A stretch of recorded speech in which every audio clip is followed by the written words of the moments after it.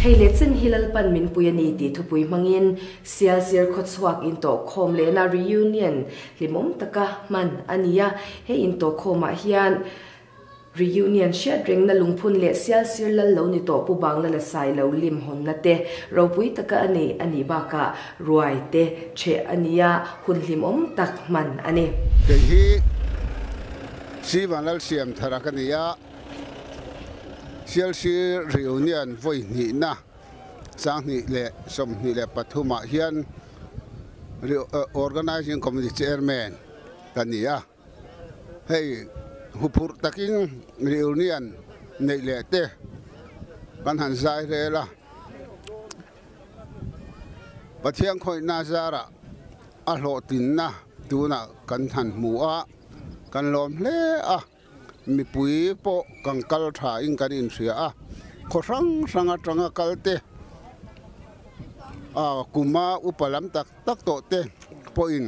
he hun hi ngai poi mo in on lo kala a hlo te hle in kan sia a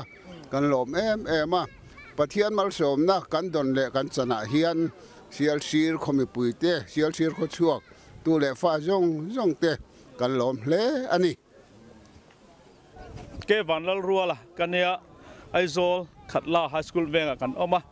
aizol welfare hian assistant secretary kania tin hei organizing committee te hian kan telve a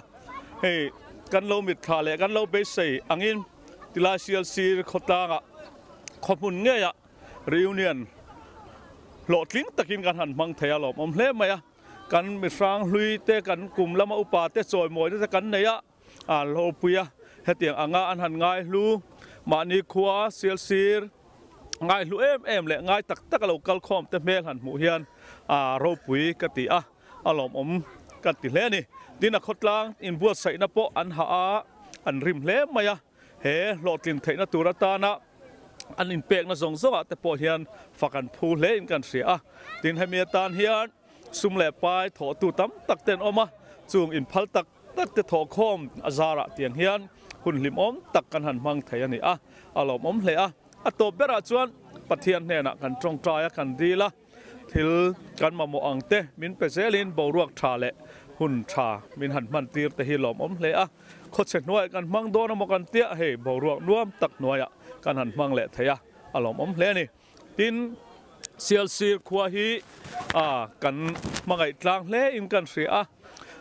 YouTube lama lo thir tu tam tak te pon oma chung ang te pon an ril ru zong an pe ni in kan ria a voinia he reunion kan han man le hun lim om tak kan man te hi pathian khongai na wang ani ti sethara pathian he na lom thu soya in hlan tharvek chungin he reunion hi a hlotlin na chang tu kan ni theu kan du sak cheu ni kalome ke hi ka bi na pachuau sial sir reunion voi ni na ta na organizing committee secretary kania ei gan hule ria tangin tuna hian sial sir field an main field bera kan me kania roi kan the me ka he reunion nei tur hianin hun enga motikal ta tang khan kanin buat sai a kum sang ni atang to khan nei tumin kanin ruwa mana amaro chu covid thipui te lo lenga chu wang chuan kan nei lei thei lawa covid thipui leng te lo rea tuna hian reunion kan be sei chu akum ni zet aral nuwa kan nei thei ta ani hei kan van ne reunion akal te hi kan be sei phak bak ani hei sial sir te chu kan se thewangin khote